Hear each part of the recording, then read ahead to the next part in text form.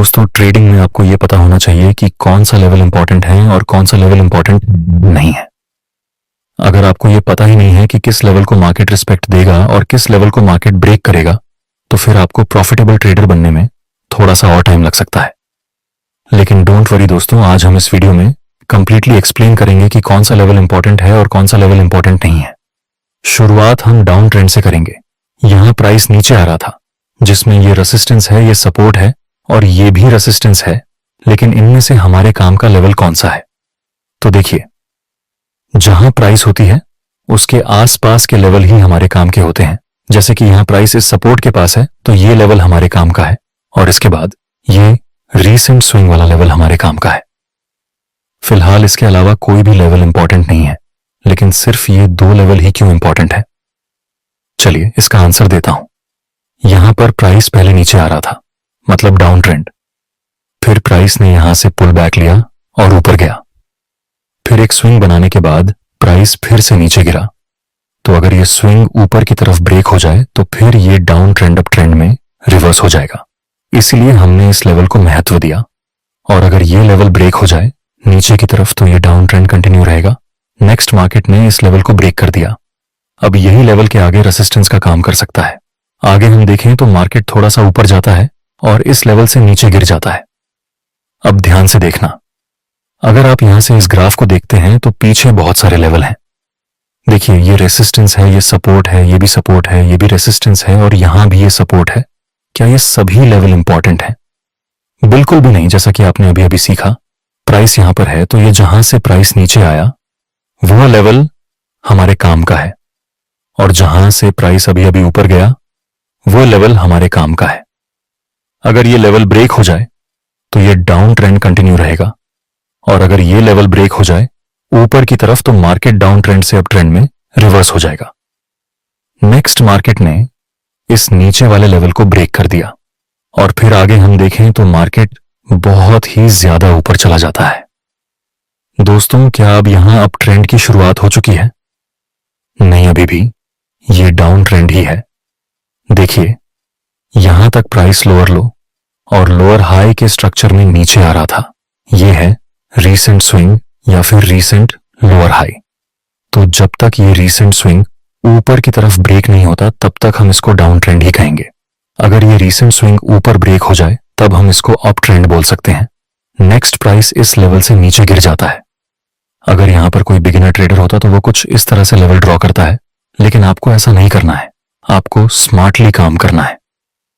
चलिए इसको मैं एक ग्राफ की हेल्प से समझाता हूं ताकि आपको ये चीज याद भी रह जाए और आसानी से समझ में भी आ जाए। डाउन ट्रेंड में प्राइस इस तरह से लोअर लो और लोअर हाई के स्ट्रक्चर में नीचे आती है। सपोज की अभी प्राइस यहां पर है तो ये हाई है और ये लोअर हाई है। बस ये दो लेवल ही हमारे काम के हैं, बाकी इनमें से ये सब लेवल हमारे कोई काम के नहीं है। अगर इसमें कोई ट्रेंड लाइन होगी तो ट्रेंड लाइन का लेवल भी महत्व बताएगा। चलिए एक अप ट्रेंड का एग्जांपल देखते हैं। प्राइस अप ट्रेंड में मूवमेंट करती है, हायर हाई और हायर लो की फॉर्मेशन में। अब सपोज की प्राइस यहां पर है तो ये हायर हाई का लेवल हमारे काम का है और ये हायर लो का लेवल हमारे काम का है। फिलहाल के लिए नीचे के ये सब लेवल का महत्व ज्यादा नहीं रहेगा। एग्जाम्पल के लिए शुरुआत में प्राइस यहां ऊपर जा रहा था और ये अप ट्रेंड भी है।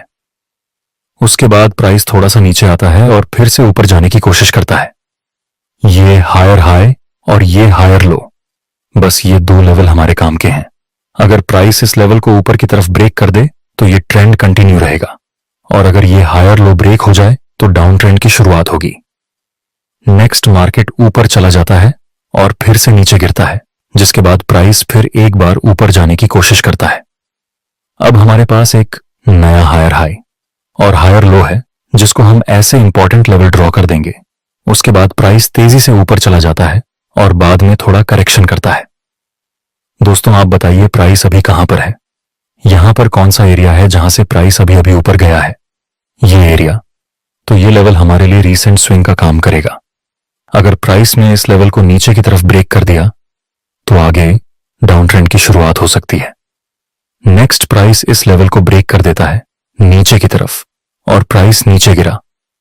बाद में ये लेवल भी ब्रेक हो गया, इसलिए अब ये अप ट्रेंड डाउन ट्रेंड में रिवर्स हो चुका है।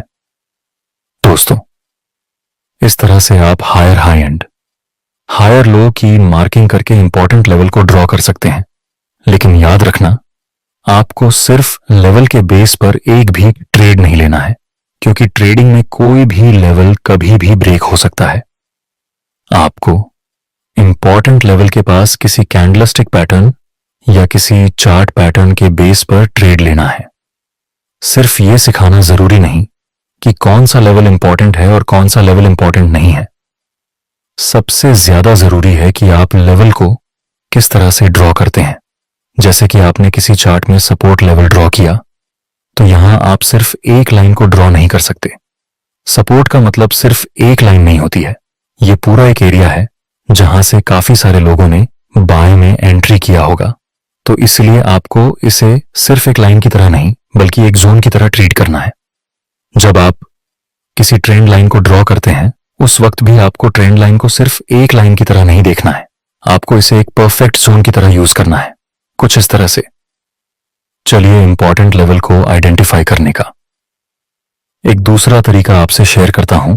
इसके बारे में बहुत ही कम लोग डिस्कस करते हैं। देखिए, आप कोई भी ट्रेडिंग करें, स्कैल्पिंग ट्रेडिंग, इंट्राडे ट्रेडिंग या फिर स्विंग ट्रेडिंग, ये सभी में आपको बॉटम टू टॉप या फिर टॉप टू बॉटम एनालिसिस करके इंपॉर्टेंट लेवल ड्रॉ कर देना चाहिए। एग्जाम्पल के लिए, अगर कोई 15 मिनट की टाइम फ्रेम यूज करता है तो उसे एक आवर की टाइम फ्रेम में शिफ्ट होना है और वहां पर जो इंपॉर्टेंट लेवल है उसको ड्रॉ कर देना है। अगर कोई 1 आवर की टाइम फ्रेम यूज करता है तो उसे 4 आवर की टाइम फ्रेम में शिफ्ट होकर सारे इंपॉर्टेंट लेवल ड्रॉ कर देना है। ऐसा करने की वजह यह है कि बिगर टाइम फ्रेम के सपोर्ट रेसिस्टेंस और ट्रेंड लाइन का सपोर्ट रेसिस्टेंस वह स्मॉल टाइम फ्रेम में हर्डल का काम कर सकते हैं। चलिए एक लास्ट तरीका बताता हूं जिसको मैं पर्सनली यूज करता हूं और फॉलो भी करता हूं। वह है डेली टाइम फ्रेम का हाई लो मार्क करना। जैसे कि पूरे दिन में मार्केट ने किस जगह पर हाई मारा था और किस जगह पर लो मारा था और कौन सी प्राइस पर मार्केट क्लोज हुआ। हाई लो और क्लोजिंग प्राइस अगले दिन के लिए इंपॉर्टेंट सपोर्ट रेसिस्टेंस का काम कर सकती है। तो इस तरह आप अलग अलग तरीकों से इंपॉर्टेंट लेवल को फाइंड कर सकते हैं। आपको कौन सा तरीका सबसे ज्यादा अच्छा लगा, कमेंट सेक्शन में जरूर बताना।